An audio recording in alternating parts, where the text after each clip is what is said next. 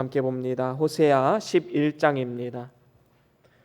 호세아 11장 1절에서 4절까지 말씀 우리 한 절씩 교독하겠습니다. 이스라엘에 어렸을 때에 내가 사랑하여 내 아들을 애굽에서 불러내었거늘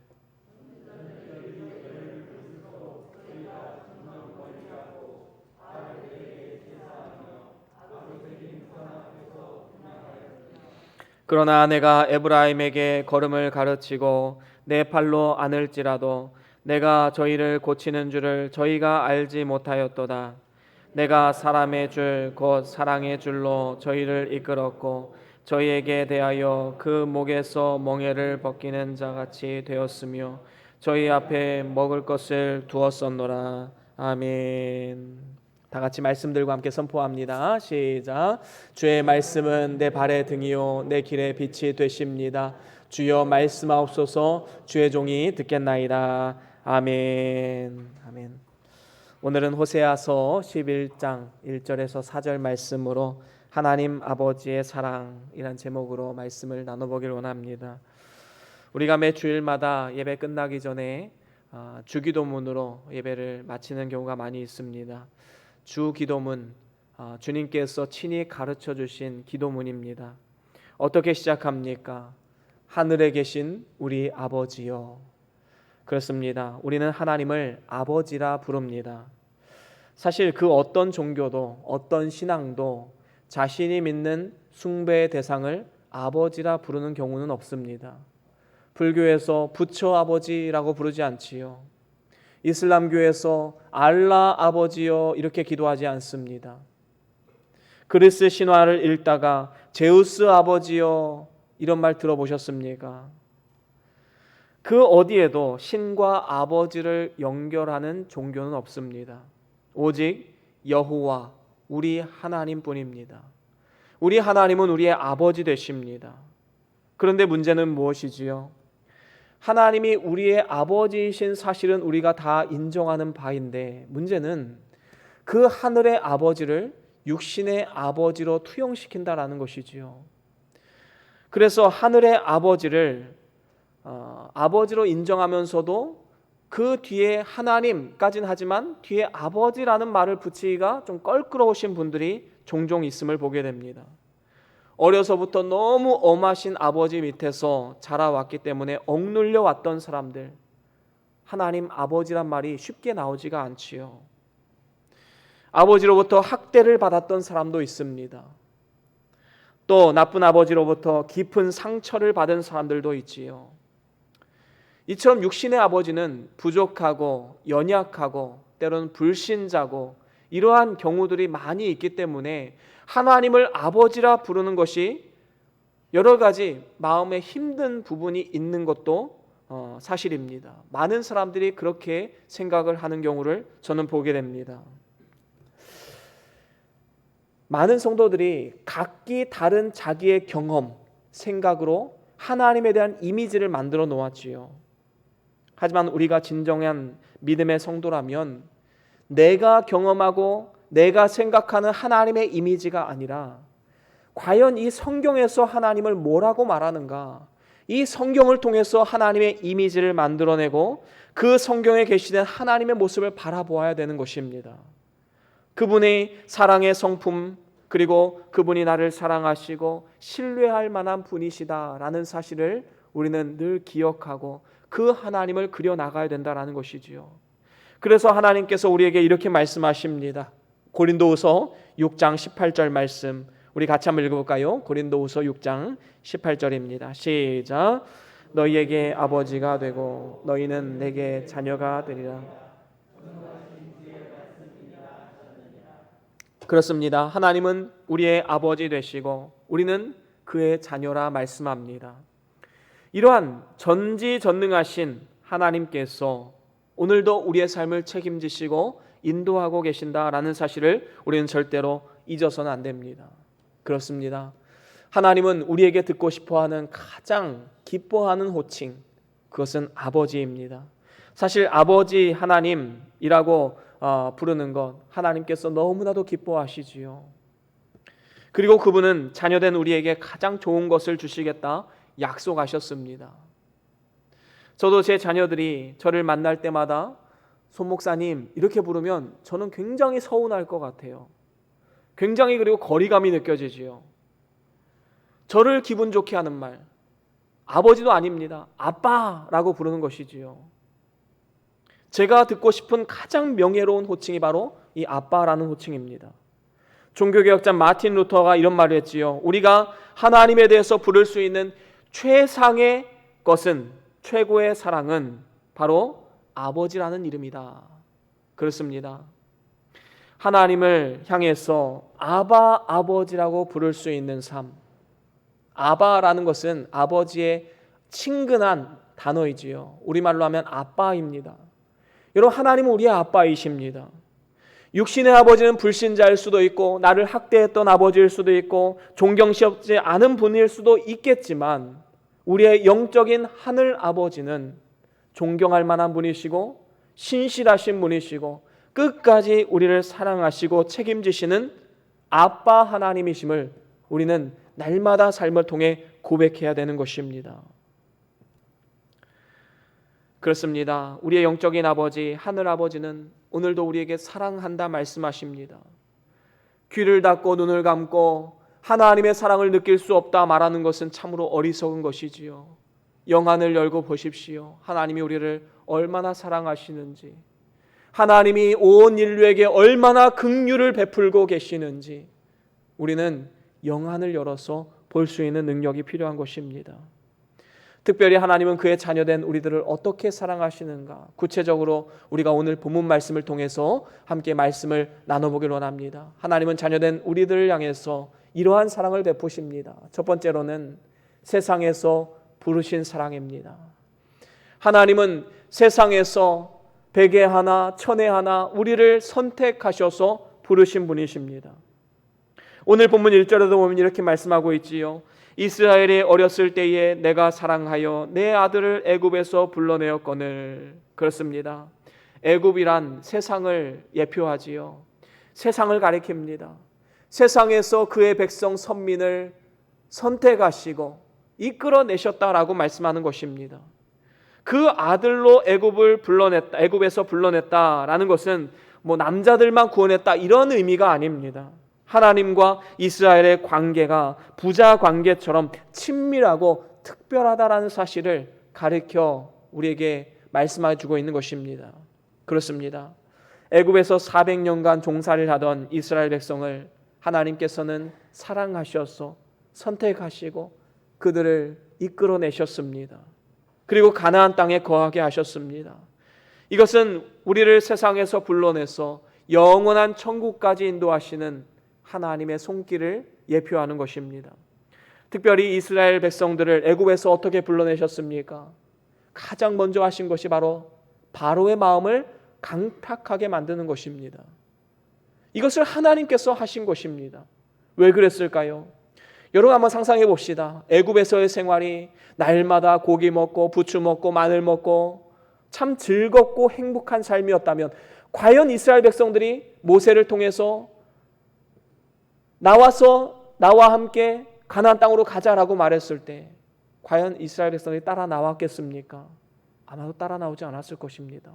아니 여기가 이렇게 살기 좋은데 우리가 왜 나가야 됩니까? 그 이유를 한번 가르쳐 주십시오. 이렇게 반문했을 것입니다.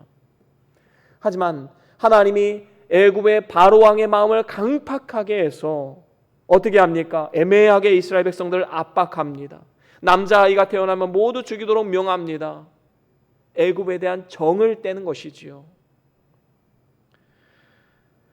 그래서 환난은 때로는 우리에게 구원의 동기, 하나님의 능력, 하나님의 은혜를 경험할 수 있는 기회로 우리는 삼을 수가 있는 것입니다.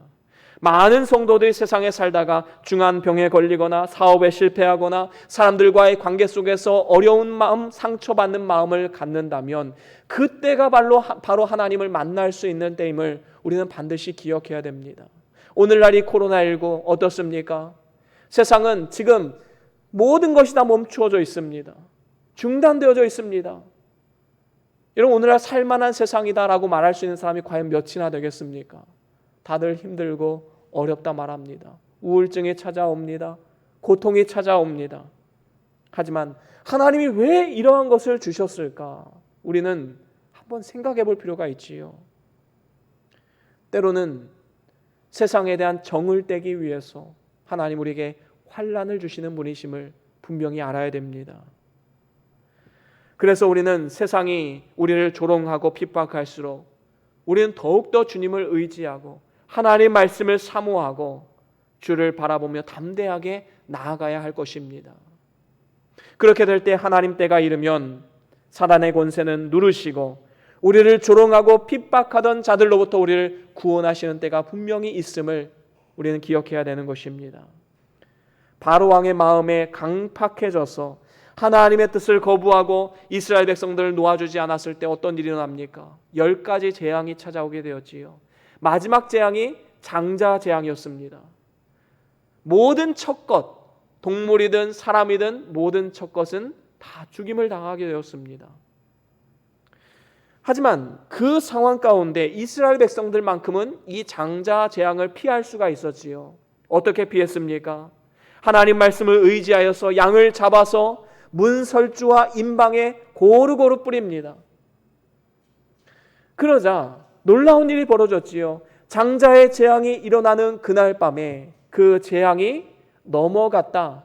그래서 유월, pass over, 넘어갔다라는 뜻에서 유월절을 그때부터 지키기 시작했습니다. 그렇습니다. 바로 이 유월절이 어린 양 예수 그리스도께서 십자가에 달려 죽으신 것을 예표하는 그러한 사건이다라는 것입니다. 이와 같이 놀라운 하나님의 은혜를 입어서 애굽에서 부름받아 가나안 땅을 향해서 나아갔던 이스라엘 백성들. 하지만 그 백성들은 2절에 보면 이제 점점 하나님을 멀리하기 시작합니다. 2절 말씀 한번 같이 읽어볼까요? 오늘 본문 2절입니다. 시작. 선지자들이 저희를 부를수록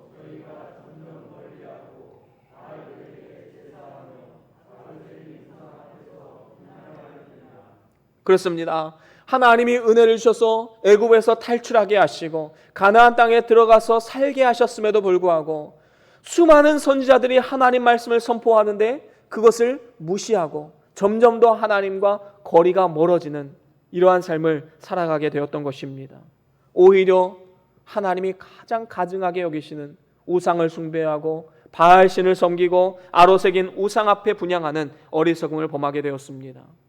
우리 하나님의 자녀들은 절대로 이러한 어리석음에 빠져서는 안 될 것입니다. 우리는 하나님의 놀라우신 사랑과 은혜를 늘 마음판에 새겨야 됩니다. 그리고 그 사랑을 묵상하고 그 하나님만을 예배하며 감사로 살아가야 되는 것입니다. 여러분, 우리가 이전에 어떠한 삶을 살았는가? 예수 믿기 이전의 삶을 한번 생각해 보십시오. 우리는 다 가능성이 없고 소망이 없던 사람이었습니다. 성경은 말합니다. 본질상 진노의 자녀였다. 우리 말씀 한 구절 읽어볼까요? 에베소서 2장 3절입니다. 우리가 얼마나 소망이 없었던 존재였는지. 에베소서 2장 3절 시작. 전에는 우리도 다 그 가운데서 우리 육체의 욕심을 따라 지내며 육체와 마음이 원하는 것을 하여 다른 이들과 같이 본질상 진노의 자녀였더니 육체의 욕심만을 따라 살아가는 본질상 진노의 자녀였습니다. 우리의 인생은 죄가 많고 허물 많고 상처와 슬픔이 많은 인생이기 때문에 서로 상처를 주고 상처를 받지요. 마치 고슴도치가 그 가시를 곧게 세우고 다른 고슴도치를 안게 되면 어떻게 됩니까? 다른 그 고슴도치의 그 가시에 내가 찔리게 되지요. 나도 가시가 있지만 다른 사람도 가시가 있는. 그래서 서로 상처를 주고받는 이러한 어리석은 삶, 악한 영향력을 주고받을 수밖에 없는 것이 바로 우리의 인생이었습니다. 그래서 서로가 상처가 되고 서로 다툼이 일고 가정이 무너지고 교회가 무너지고 나라와 민족이 갈라지는 이러한 일들이 일어나게 되는 것입니다. 하지만 이러한 죄의 구덩이에서 우리를 이끌어내셨습니다. 그래서 어떻게 하십니까? 우리 조금 전에 읽었던 그 다음 말씀입니다. 에베소서 2장 4절과 5절 우리 같이 한번 읽어보겠습니다. 에베소서 2장 4절과 5절 시작.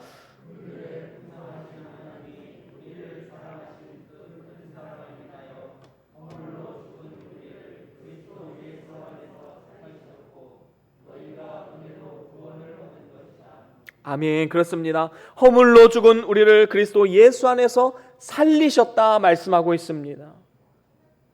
그 동기는 무엇입니까? 긍휼하신 하나님, 그 성품입니다. 하나님 우리를 긍휼히 여기시고 죄의 구렁텅이, 죄의 노예, 세상의 노예로 살아가던 우리를 백에 하나, 천에 하나 선택하셔서 우리를 구원하신 것입니다. 이것이 우리에게 얼마나 놀라운 사랑입니까? 우리는 이것을 일평생의 감사 제목으로 삼아야 될 줄로 믿습니다. 그런가 하면 두 번째로는 가르치시고 안아주신 사랑입니다. 하나님은 오늘도 우리를 가르치십니다. 그리고 우리를 안아주십니다. 그 넓은 품에 안아주시는 것이지요. 애굽에서 나왔던 이스라엘 백성들, 그 믿음이 너무나도 연약했습니다. 어렸지요. 그래서 때로는 하나님 아버지께 불평하고 원망하고 하나님이 세우신 종인 모세를 향해서 삿대질하는 이러한 어리석음을 범했습니다. 하지만 하나님은 이러한 이스라엘 백성들을 내치지 않으셨어요. 어떻게 하십니까? 품으시고 인도하시고 가나안 땅까지 인도하셨던 것입니다. 이것이 바로 하나님의 놀라운 사랑 아닙니까? 특별히 오늘 본문 말씀 3절에 뭐라고 말씀합니까? 우리 3절 같이 한번 읽어보겠습니다. 시작. 그러나 내가 에브라임에게 걸음을 가르치고 내 발로 안을지라도. 그렇습니다. 하나님께서는 광야 40년의 기간 동안 이스라엘 백성들을 걸음마를 시키시고 구름 기둥과 불 기둥으로 인도하셔서 그 걸음걸이를 인도하셨습니다. 뿐만 아닙니다. 내 팔로 안았다라고 말씀하고 있는데 이스라엘 백성들이 그 환난의 때에 하나님은 그의 넓은 품으로 그 민족을 품어 안아주신 것입니다. 마치 어린아이가 엄마의 그 품에서 자라나듯이 하나님은 우리를 세상 끝날까지 품어주시고 안아주시겠다 약속하셨습니다. 특별히 환난 중에 우리를 위로하시고 안아주시는 분이 바로 우리 하나님이시다라는 사실을 우리는 절대로 잊어서는 안 됩니다. 하나님께서 우리를 품으시되 세상 끝날까지 내가 너희와 함께하겠다 약속하셨습니다. 안아주시되 우리를 끝까지 안아주시겠다 우리에게 약속해 주셨습니다. 물론 환경적으로 본다면 하나님이 과연 나를 안고 계시는가? 하나님이 나를 지금 손을 붙잡고 계시는가? 의심이 들 만한 그러한 상황들이 많이 있지요. 하나님이 혹시 나를 버리셨나? 라는 생각이 들 정도로 때로는 고통이 찾아오고 힘든 일들, 어려운 상황들이 연이어서 생길 때도 있습니다. 오늘 말씀에서도 그것을 말하는 것 아니겠습니까? 내 팔로 안을지라도 내가 저희를 고치는 줄을 저희가 알지 못하는도다. 하나님이 분명히 안고 계시는데, 하나님이 분명히 손을 붙잡아주고 계시는데 이스라엘 백성들은 그것을 알지 못하였도다라고 말씀합니다. 오히려 하나님이 내 아버지시라면서요. 그런데 왜 나에게 이러한 큰 고통을 주십니까? 이러한 불평으로 하나님의 마음을 아프게 했던 것입니다. 여러분, 사춘기 어린 자녀들이 부모의 마음에 비수를 꽂는 말이 있지요. 아빠 엄마가 나에게 해준 게 뭐가 있어? 여러분, 그 말을 하면 부모의 마음은 억장이 무너집니다. 여러분, 우리는 어떠한 순간에서도 하나님을 향해서 하나님 나에게 해준 게 뭐가 있습니까? 라는 이러한 어리석은 말을 해서는 안 되는 것입니다. 하나님은 얼마나 우리에게 놀라운 은혜를 베푸셨습니까? 우리에게 생명 주시고 천국 가는 그날까지 우리와 동행해 주신다 약속하시고 날마다의 삶 가운데 호흡과 건강을 주장해 주시고 은혜로 우리의 삶을 인도하고 계십니다. 하지만 어리석은 백성들은 하나님을 향해서 삿대질하고 하나님 앞에 불평과 원망을 쏟아내지요. 이사야 선지자가 이러한 현상을 목격했습니다. 이사야 49장 14절에 보면 이렇게 말씀합니다. 우리 같이 한번 읽어보겠습니다. 이사야 49장 14절입니다. 시작. 오직 시온이 이르기를 여호와께서 나를 버리시며 주께서 나를 잊으셨다 하였거니와. 그렇습니다. 여기서 시온이라는 것은 하나님의 백성, 이스라엘 백성들이 말합니다. 이스라엘 백성들이 이르기를 여호와께서 나를 버리시며 주께서 나를 잊으셨다 말하고 있는 것입니다. 하나님 왜 우리를 버리셨습니까? 왜 우리를 이 고난 가운데 그냥 놔두십니까? 고난 가운데 부르짖는 저희들의 신음소리가 들리지 않으십니까? 그때 하나님께서 뭐라 말씀하십니까? 이사야 49장 15절 16절 말씀을 우리 같이 한번 읽어보겠습니다. 쭉 한번 읽어봅니다. 시작. 여인이 어찌 그 젖먹는 자식을 잊겠으며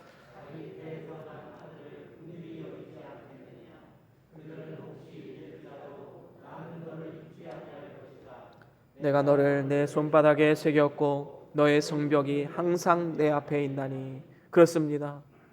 여러분, 여인이 어떻게 그 젖먹는 자녀를 잊을 수가 있겠습니까? 아이는 부모를 잊을지라도 부모는 아이를 잊을 수가 없는 것이지요.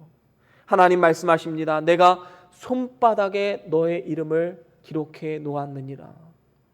하나님은 언제든지 우리와 함께 하시고 우리를 절대로 잊지 아니하심을 분명히 기억해야 됩니다. 우리가 어떤 상황에 있든지 하나님은 마치 어미닭이 병아리를 품듯이 자녀된 우리를 품에 안아주시고 항상 함께 해주시는 분이심을 기억해야 됩니다. 우리의 인생이 광야와 같이 척박해 보이고 생명력이 없어 보이는 그러한 길을 걸을 때에도 반드시 기억하셔야 됩니다. 하나님이 그 길 가운데 함께 하시고 그나마 하나님이 함께 하시기에 내가 지금 여기까지 올 수 있었다라는 사실을 반드시 우리는 기억해야 되는 것입니다. 하나님이 품으시고 인도하시고 걸음걸이를 인도하시는 그 놀라우신 사랑, 우리는 늘 기억하고 하나님 앞에 감사의 제목으로 삼아야 될 줄로 믿습니다. 그런가 하면 세 번째로는 사랑의 줄로 이끄신 사랑입니다. 여러분, 짐승들을 끌 때는요, 보통 보면 밧줄이나 아니면 쇠사슬 이런 걸로 짐승들을 끌어당깁니다. 하지만 하나님이 우리 하나님의 자녀들을 인도하실 때에는 사랑의 줄, 그 사랑의 줄로 우리를 이끄신다라고 오늘 본문은 말씀합니다.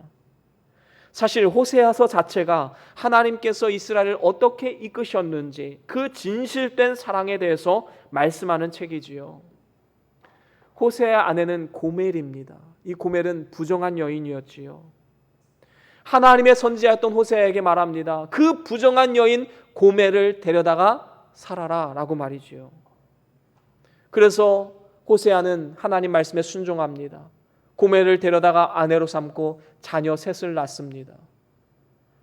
그런데 이 고멜이 그렇게 부모 사랑으로 인도해준 그 호세아의 사랑, 하나님의 사랑을 잊어버리고 그 가정을 떠나버립니다. 다시 세상으로 나아갑니다. 부정한 인생을 살아갑니다. 호세아는 아마 이런 위로를 받기를 원했을 겁니다. 호세아야, 너 고생 많았다. 이제 그만 됐다. 잊어버리고 새 출발해라. 근데 하나님 놀라운 음성을 주십니다. 그게 아니라는 거예요. 너 가서 고멜을 다시 데려와라. 호세아는 또 그 말씀에 순종합니다. 그냥 데려왔습니까? 돈까지 지불하고 데려옵니다. 하나님께서 왜 그의 선지자에게 이러한 이해할 수 없는 명령을 내리셨을까요? 하나님은 호세아 선지자를 통해서 그가 어떻게 이스라엘을 이끄시고 사랑을 베푸셨는지 바로 그 모델을 보여주기를 원하셨던 것입니다. 아무리 이스라엘이 하나님을 버리고 떠나가서 우상숭배라는 부정을 저질렀다 할지라도 하나님은 이스라엘을 잊지 않으시고 값을 지불하고서라도 이스라엘을 다시 데려오고야 마시는 하나님의 놀라운 사랑을 몸소 보여주신 것입니다. 끝까지 사랑의 줄로 이끄신다는 메시지를 주기를 원하셨던 것이지요. 그래서 오늘 본문 말씀 4절 상반절에도 내가 사람의 줄 곧 사랑의 줄로 저희를 이끌었고 라고 말씀하고 있습니다. 하나님은 한결같이 우리를 사랑의 줄로 이끄시는 분이십니다. 그래서 로마서 8장 38절 39절에도 이렇게 말씀합니다. 우리 같이 한번 읽어보겠습니다. 시작. 내가 확신하노니 사망이나 생명이나 천사들이나 권세자들이나 현재이나 장래일이나 능력이나 높음이나 깊음이나 아무 우리를 우리 주 그리스도 예수 안에 있는 하나님의 사랑에서 끊을 수 없느니라. 아멘. 그렇습니다.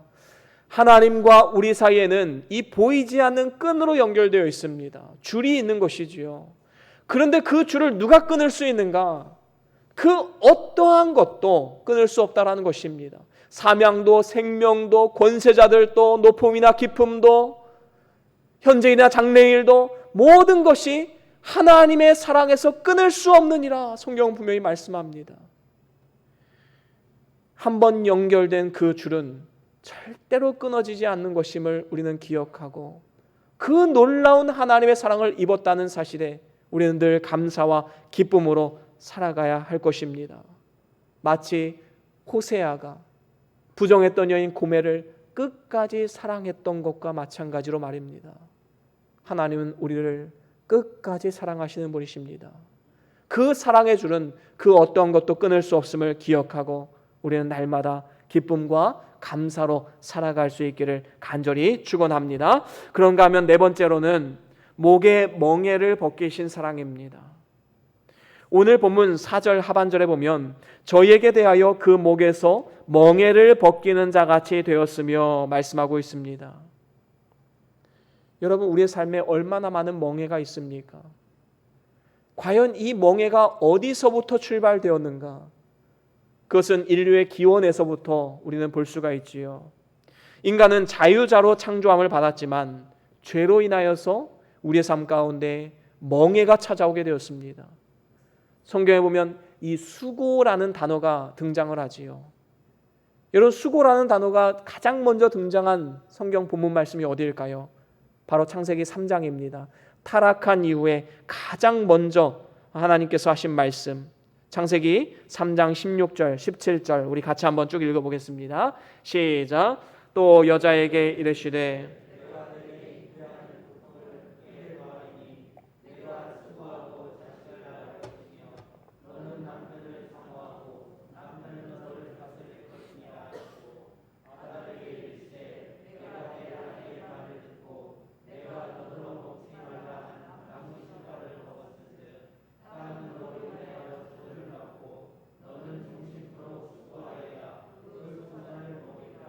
아멘. 그렇습니다. 여기서 보면 우리 인류에 가장 먼저 수고가 찾아온 것, 그것은 바로 죄로 인하여서 하나님께서 우리 인류에게 주신 약속의 말씀 때문입니다.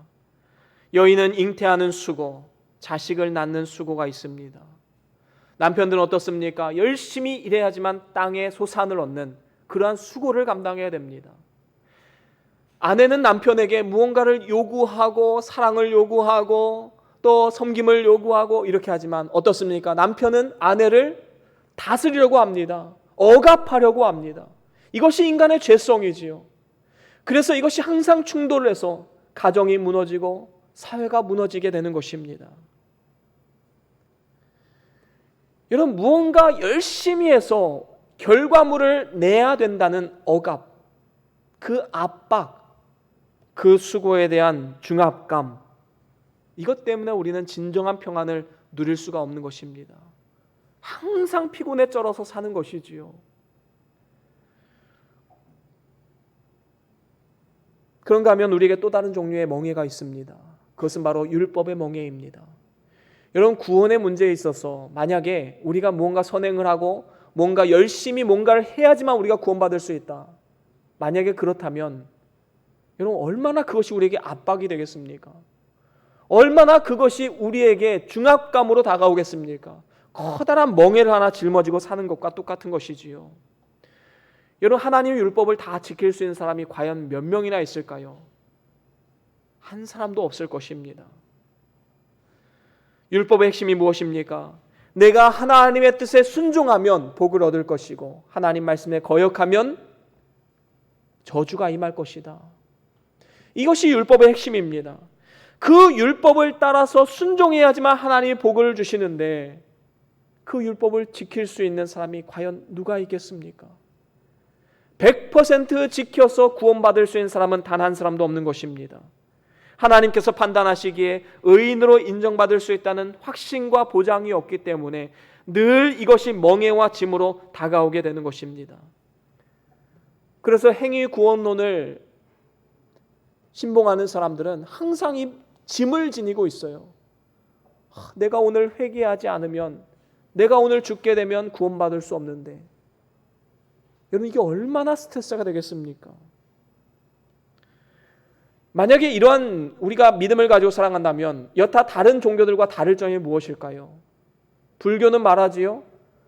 선행과 또 여러 가지 수양 이런 것을 통해서 열반에 이르고 해탈의 경지에 이른다. 여러분 과연 얼마나 고행을 하고 얼마나 선행을 해야 됩니까? 그 기준이 뭐예요? 이슬람교는 신을 경배하는 것을 강조해서 하루 3번씩 메카를 향해서 기도를 합니다. 그렇지 않으면 알라 신을 기쁘게 할 수 없다 말합니다. 혹시 낮잠을 자다가 아니면 뭔가 바쁜 일 하다가 한 번이라도 빠뜨리면 나는 구원을 못 받는 거예요. 얼마나 큰 멍해입니까? 이렇게 죄의 멍해, 수고의 멍해, 율법의 멍해로 늘 지치고 고단한 우리의 인생길 가운데 하나님 아버지께서 그 목에서 멍해를 거두어 가시겠다 약속하십니다. 이것이 바로 하나님의 사랑이지요.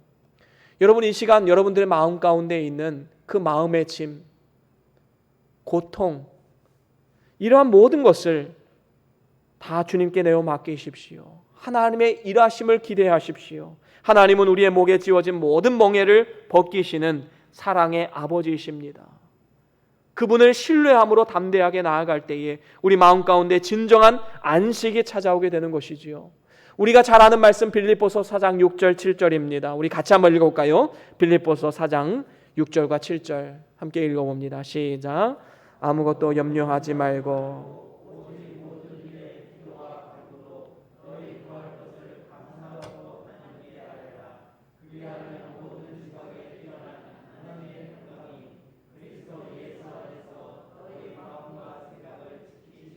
아멘. 그렇습니다. 하나님 우리에게 오늘 이 말씀을 요구하십니다. 너희들 염려하지 말아라. 왜 너희들 힘으로 해결할 수 없는 문제를 가지고 그렇게 끙끙 앓고 그렇게 힘들게 살아가고 있느냐? 하나님께 맡겨라.